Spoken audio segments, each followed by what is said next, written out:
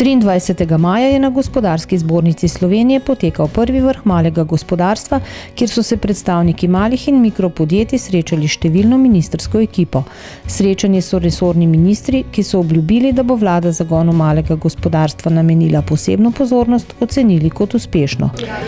Odlična zgodba, odlična seja, da temu tako rečem, odličen vrh. Vlada je dobila ogromno nalog. Moram reči, da so zaključki tega vrha pravi, gredo zaključki, katere sem prepričan, se zavedamo tudi na vladnem nivoju. Izpostavili so tudi pomen dialoga z gospodarstvom. Rad bi povedal, da se veselim sodelovanja z Gospodarsko zbornico Slovenije na splošno s podjetnicami in podjetniki. Podjetniki pa so poudarili, Torej veseli in presenečeni smo bili, da se je ministrska ekipa na naše vabilo odzvala v takem številu in seveda računamo, da bo vlada dejansko pristopila k reševanju te problematike. Gost tokratne seje skupščine GZS je bil dr. Janez Šušteršič, minister za finance Republike Slovenije. Gospodarstvenikom je predstavil aktualne razmere v slovenskem finančnem prostoru. Dogovorili smo se, da bomo še naprej, kot je že doslej bila dobra praksa, tudi naše ukrepe z njimi usklajevali in vse tisto, kar je dobrega, koristnega za gospodarstvo, tudi upoštevali. V nadaljevanju so člani skupščine sprejeli letno poročilo GZS 2011 in poročilo o tekočem delu zbornice, potrdili preoblikovanje zbornice založništva, knjigotrštva, grafične dejavnosti in radiodifuznih medijev ter sprejeli predlog novele statuta GZS. Gospodarska zbornica Slovenije je ponovno podprla načrtovano zmanjševanje sredstev za javno porabo, ob tem pa je še enkrat poudarila, da potrebujemo ukrepe in seveda tudi sredstva, s katerimi bomo pospešili gospodarski razvoj. Slovensko gospodarstvo podpira krčanje javne porabe, vendar hkrati opozarja, da mora prihranek iti za hitrejši razvoj slovenskega gospodarstva. Gospodarska zbornica Slovenije je z novim orodjem KAPOS GZS 2012 po lastni metodologiji pripravila analizo o poslovanju gospodarskih družb po letu 2011.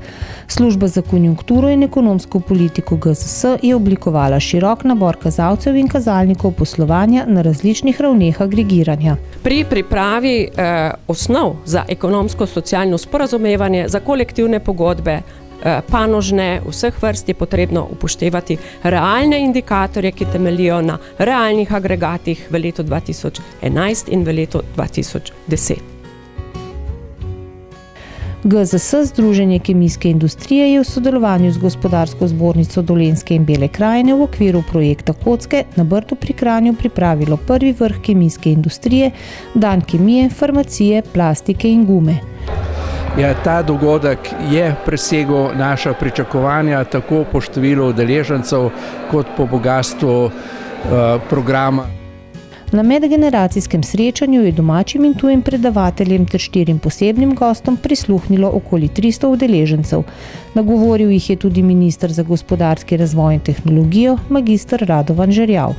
Pa vendarle je kemijska branža v Sloveniji dejavnost, ki ima eno od višjih dodanih vrednosti, če seveda prištejemo farmacevtsko industrijo, in to nas mora navdajati z optimizmom.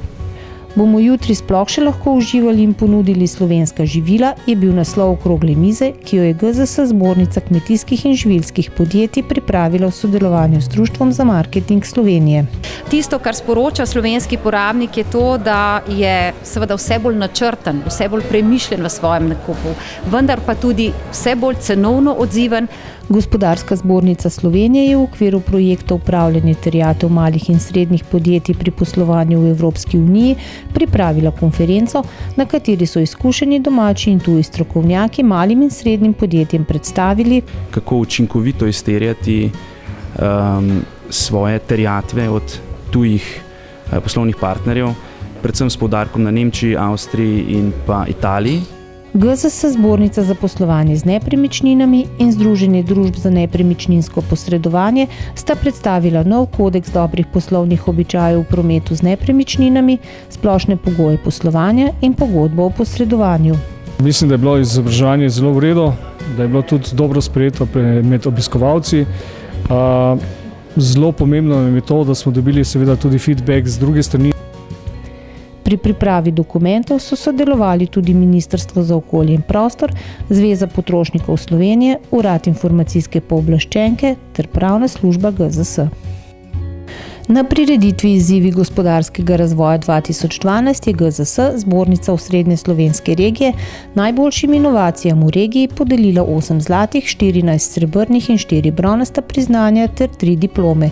Rdeča nit dogodka je bila inovativnost v porečju Save. Gospodarska zbornica Osrednje slovenske regije je letos predsedujoča konzorciju 14 regij, ki potekajo ob porečju reke Save in gospodarski potencial podjetij, ki sodijo na to področje, je zelo velik, pa premalo izkoriščen.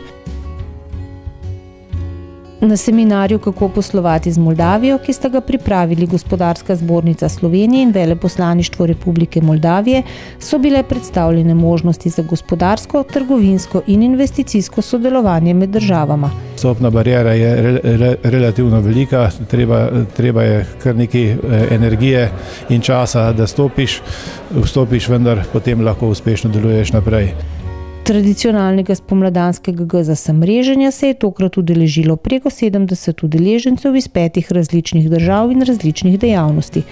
Z vnaprej pripravljenimi sestanki je mreženje skozi ves dan omogočilo več kot 200 bilateralnih srečanj oziroma novih poslovnih povezav. Mislim, da je vse zelo dobro organizirano, veliko različnih podjetij na enem mestu, ena lepa priložnost za promocijo